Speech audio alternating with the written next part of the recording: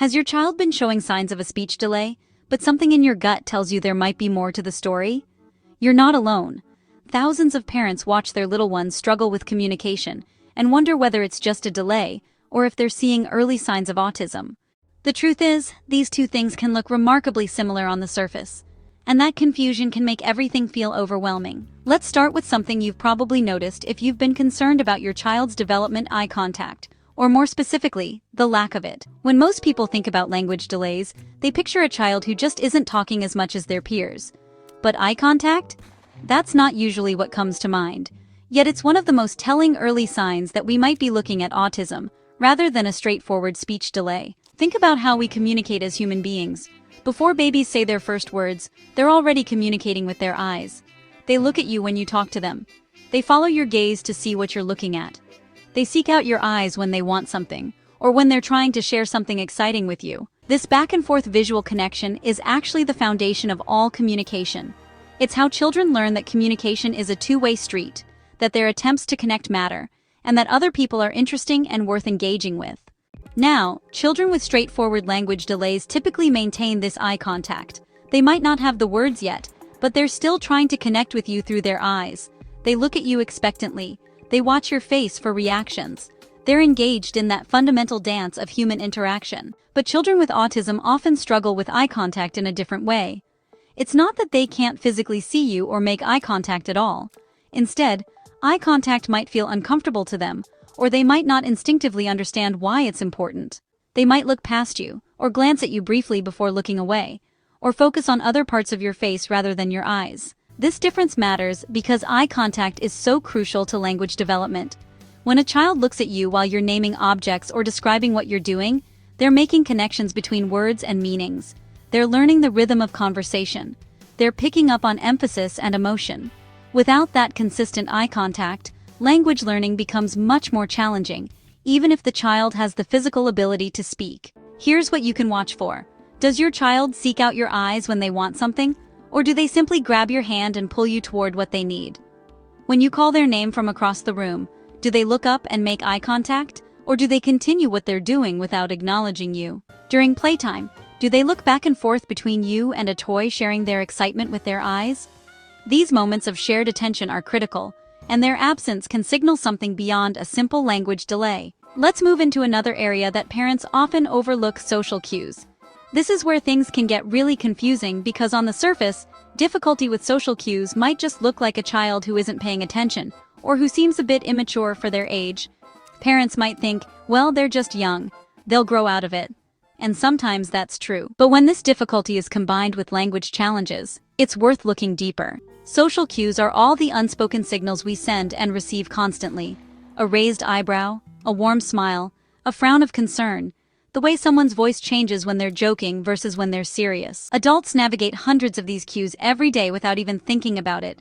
But for children, especially those with autism, these signals can be like a foreign language they've never learned to speak. A child with a language delay might, struggle to express themselves verbally, but they're usually still reading the room. They notice when mom is happy or upset, and they respond appropriately when someone is excited or angry. They might not have the words to describe what they're picking up on, but they're definitely picking up on it. This is a crucial distinction. The language delay affects their output, meaning their ability to communicate back. But their input, their ability to understand the social and emotional landscape around them, is typically intact. With autism, it's different. A child might not pick up on the fact that mom is frustrated, even when she's speaking in a sharp tone and her body language is tense. They might laugh or seem unaffected in situations where other children would be concerned or upset. And they might not notice when someone is trying to get their attention through gestures or facial expressions. It's not defiance or rudeness. Their brain simply processes social information differently, and those subtle cues that neurotypical children pick up automatically might not register the same way. This has huge implications for language development, because so much of how we learn to communicate is through reading and responding to social feedback. When a baby babbles and parents respond with excitement, the baby learns that their sounds have power and meaning. When a toddler tries out a new word and sees everyone's delighted reaction, they're motivated to try more words. But if a child isn't picking up on those social rewards, if they're not reading the encouragement and enthusiasm in their parents' faces and voices, that whole feedback loop gets disrupted. Pay attention to how your child responds in social situations. Do they notice when other children are upset and show concern, or do they seem oblivious? When you use exaggerated facial expressions or change your tone of voice dramatically, do they pick up on it? Do they adjust their behavior based on your reactions, or do they continue on regardless of your signals? These patterns tell you a lot about whether you're dealing with just a language delay or something that affects social communication more broadly. Now let's talk about something that can be particularly striking when you notice it: repetitive or unusual speech patterns. This is one of those signs where parents often feel a mix of relief and concern. Relief because their child is actually using words, so maybe it's not as serious as they feared. Concern because something about the way their child talks just feels off. If you've heard the term echolalia, this is what we're talking about. Echolalia is when a child repeats words or phrases they've heard, sometimes immediately, sometimes hours or even days later. You might ask your child, "Do you want some juice?" And instead of answering yes or no, they repeat back, "Do you want some juice?" Or, they might recite entire segments of their favorite TV show, complete with the exact intonation and accent of the characters, but seem unable to answer a simple question about what they want for lunch. Here's why this differs from a typical language delay. Children with language delays are working on acquiring words and putting them together in meaningful ways. Their speech might be limited, their sentences might be short or grammatically simple, but what they say is generally appropriate to the situation and communicative in intent. They're trying to convey meaning, to share thoughts, to request things they need.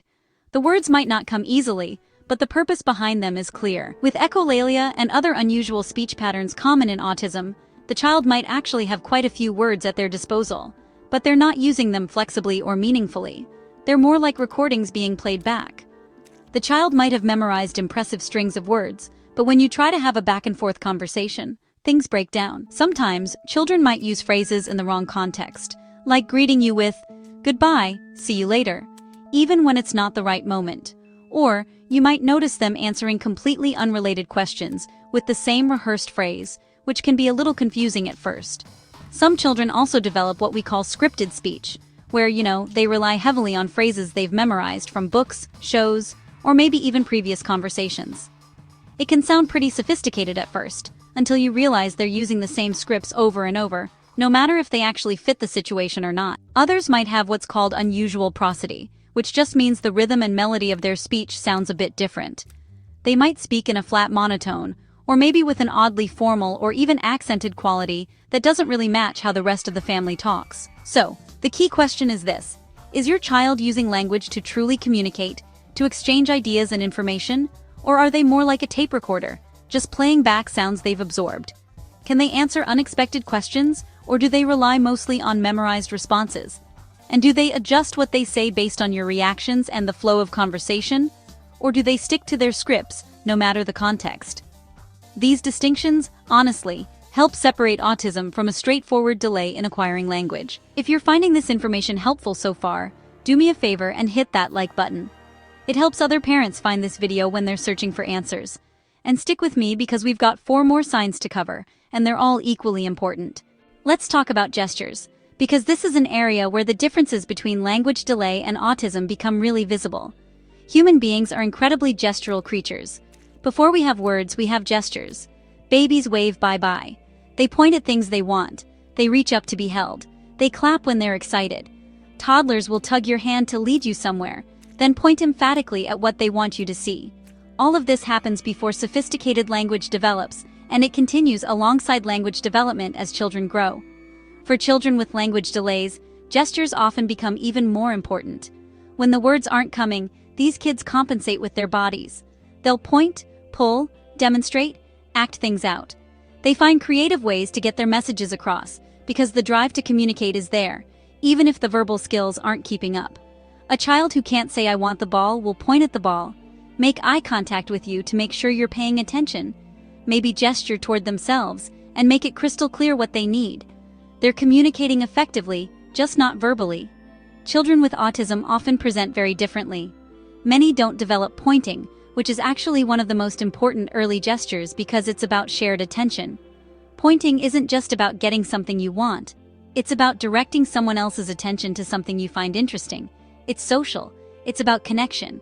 When typical children point at a dog walking by, they're not asking for the dog. They're saying, "Hey, look at this cool thing. Are you seeing what I'm seeing? Let's share this moment. That's sophisticated social communication wrapped up in a simple gesture. Many children with autism skip pointing altogether, or they develop it much later. They might use your hand as a tool, physically moving it toward what they want, rather than pointing and expecting you to understand. They might not wave hello or goodbye without being prompted repeatedly. They might not nod or shake their heads to answer yes or no questions. These gesture gaps are significant because they suggest that the difficulty isn't just with verbal expression, it's with the fundamental understanding that communication is about sharing thoughts and experiences with other people. Watch your child during play and daily routines. Do they use gestures to communicate when words fail them? Do they try to show you things they find interesting, not because they want the thing, but because they want to share the experience with you? Do they combine eye contact with gestures to make sure you're understanding them? Or do they tend to operate independently, getting what they need without trying to bring you into the experience? These patterns reveal whether we're looking at a verbal expression problem or a broader social communication difference. Play is another window into what's really going on with your child's development, and honestly, it's an area where autism and language delay can look deceptively similar at first glance. All young children go through phases of parallel play, where they play alongside other kids rather than with them. All kids have favorite toys and activities they return to again and again. So, when does play become a red flag? With language delays, children typically still engage in what we call symbolic or pretend play. They might not narrate their play with lots of words, but they're acting out scenarios. They make the toy car drive to the toy house. They feed the doll. They pretend to talk on a toy phone. Their play has variety and flexibility. Today the blocks are a tower, tomorrow they're a road for cars, next week they're cookies for a pretend tea party. There's imagination, creativity, and an understanding that one thing can represent another thing. Children with autism often struggle with this kind of flexible, imaginative play. Their play might be more focused on sensory aspects or on arranging and organizing objects. They might line up cars perfectly rather than driving them around. They might spin the wheels on the car repeatedly, fascinated by the motion, rather than pretending the car is going somewhere. They might stack blocks in the same pattern over and over, becoming upset if someone disrupts the arrangement. The play is often repetitive, rigid, and focused more on the properties of objects than on social scenarios or storytelling. Here's the other crucial piece: joint attention in play. Typical children, even those with language delays, naturally try to involve others in their play. They bring you toys. They look up at you to see if you're watching. They smile and laugh when something fun happens in their game. They want to share the experience. Many children with autism play more in their own bubble. They might be content to engage with toys for long periods without seeking any interaction with the people around them. When you try to join their play, they might ignore you, move away, or become upset that you've disrupted their activity. This doesn't mean children with autism don't enjoy play, or that they never play with others, but the quality and purpose of their play is often different. If your child's play seems stuck in repetitive patterns, lacks the imaginative element that usually emerges around age 2, or if they seem completely content to play alone without ever trying to engage you in what they're doing, that's worth noting as part of the bigger picture. We need to talk about sensory sensitivities, because this is an area that can really impact daily life, and is often present in autism, but typically not in simple language delays. Every child has preferences. Some kids are picky eaters. Some kids don't like loud noises. Some kids hate having their hair washed. That's all normal childhood stuff. But sensory sensitivities in autism are often more intense, more pervasive, and more disruptive to daily functioning. We're talking about children who become genuinely distressed by sensations that don't bother most people. The sound of a vacuum cleaner or hand dryer doesn't just startle them, it sends them into panic mode. Certain textures of food aren't just disliked, they trigger gag reflexes or complete refusal to even have those foods on their plate. Tags in shirts aren't just annoying, they're unbearable to the point where the child can't function until the tag is removed. Bright lights, certain pitches of sound, the feeling of grass or sand on their skin, these everyday sensations can be overwhelming. On the flip side, some children with autism are undersensitive to certain sensations. They might not notice when they're hurt. They might seek out intense sensory experiences like spinning, crashing into things, or making loud noises. They might chew on everything or constantly touch and manipulate objects in ways that seem excessive. Why does this matter for language development? Because when a child is in sensory overload or constantly seeking sensory input, their capacity to focus on language learning is compromised. If going to the playground means dealing with overwhelming sounds and unpredictable sensory experiences, the child misses out on all the language-rich social play happening there. If mealtimes are battles over textures and smells, those aren't opportunities for conversation and vocabulary building. If the child is constantly moving and seeking sensory input, sitting still for a story or conversation becomes nearly impossible. Children with pure language delays typically don't have these sensory issues. Their sensory processing is developing normally. It's specifically their language skills that are lagging behind. So if you're noticing that your child's language challenges are accompanied by significant sensory sensitivities or seeking behaviors, that combination suggests autism might be part of the picture. Think about your child's daily life. Are there sensory triggers that cause meltdowns or avoidance behaviors? Do you find yourself constantly accommodating sensitivities around clothing, food, sounds, or activities? Does your child seek out or avoid sensory experiences in ways that seem extreme compared to their peers? These patterns, especially when combined with the communication challenges we've already discussed, paint a more complete picture of what's happening. Before we get to the last sign, I want to remind you that if you're finding this valuable, the description below has links to really helpful resources.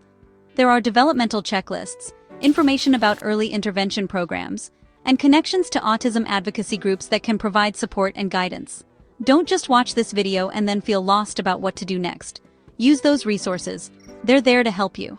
And please leave a comment sharing your experience or any questions you have. This community is full of parents who understand what you're going through. Now let's talk about emotional responses, because this is an area that can be particularly confusing and sometimes concerning for parents.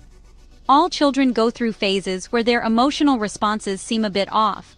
They laugh at inappropriate times. They don't react when you'd expect them to. But in autism, unusual emotional responses tend to be more consistent and more pronounced. Here's what this can look like.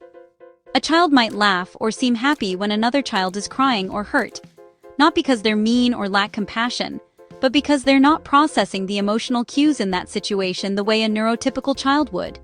They might not show distress when separated from parents, or conversely, might become extremely distressed over things that seem minor to others.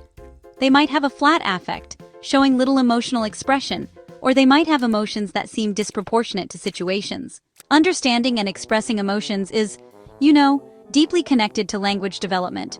We use words to label feelings, to talk about why we feel certain ways, and to navigate social situations.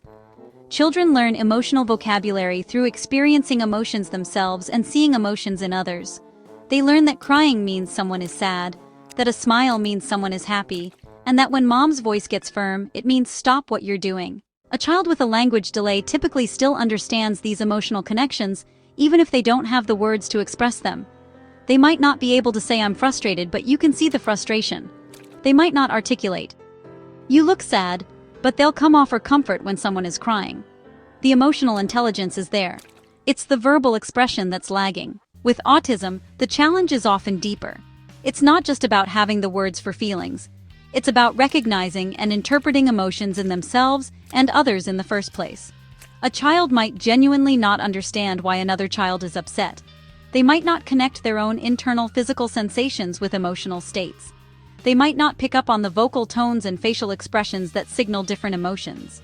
This makes emotional language particularly challenging because the underlying concepts are harder to grasp. You might notice your child doesn't seek comfort when hurt or upset the way other children do. They might not respond to others' emotions with appropriate concern or empathy. Their own emotional responses might seem random or disconnected from what's happening around them. They might struggle to recognize or label their own feelings, even more than you'd expect given their language level. These patterns suggest that the challenges go beyond just acquiring vocabulary and into the realm of social emotional processing that's often affected in autism. So let's bring this all together. We've covered 7 signs, but I want to emphasize something crucial. No single sign means your child definitely has autism. What matters is the pattern. It's the combination of several of these signs, the persistence of them over time, and the impact they're having on your child's ability to connect and communicate that really tells the story. Here's what I want you to take away from this. If you're seeing multiple these signs in your child, the best thing you can do is seek a professional evaluation. Not next month, not when they're older, now.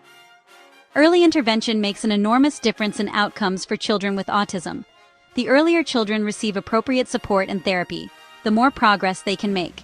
Waiting to see if they'll outgrow it, or hoping it's just a phase, can mean missing that critical window. And here's the thing that I really want you to hear. Getting an evaluation doesn't mean you're giving up on your child or labeling them or setting them on some predetermined path. It means you're getting information that can help you help them. Maybe the evaluation will determine it is just a language delay, and you'll get connected with speech therapy services. Maybe it will identify autism, and you'll get connected with interventions specifically designed to support children with autism. Either way, you're taking action to support your child's development, and that's exactly what they need from you. You know your child better than anyone. If your gut is telling you something is different, trust that instinct. You're not being paranoid or overly worried. You're being observant and proactive. Talk to your pediatrician. Ask for a developmental screening. If the screening raises concerns, ask for a referral to a developmental pediatrician or psychologist who can do a comprehensive evaluation. Don't let anyone dismiss your concerns or tell you to just wait and see if your child is clearly struggling. And while you're navigating this process, be kind to yourself. This is hard. Worrying about your child's development is exhausting and scary. But you're here, learning, trying to understand, looking for ways to help. That makes you an amazing parent. Your child is lucky to have you advocating for them. I want you to do something right now. If this video helped you understand the differences between language delays and autism, if it gave you clarity or validated concerns you've been having, subscribe to this channel. We create content to help parents navigate these challenging situations, and you don't have to figure this out alone. Check out the links in the description for resources on developmental milestones, early intervention programs, and autism support organizations. Leave a comment letting me know what signs you've noticed or what questions you still have. And share this video with other parents who might be wondering about the same things. The more we talk about these early signs, the more children we can help get the support they need. Remember, whether your child has a language delay, autism, or both, they are still the same wonderful child they were before you started worrying about these signs. Getting answers and support doesn't change who they are. It just helps you understand how to connect with them better, how to support their development more effectively, and how to celebrate the unique way they experience and engage with the world. You've got this, and there are so many resources and people ready to support you on this journey. Thank you for being here, for caring enough to educate yourself, and for being the advocate your child needs.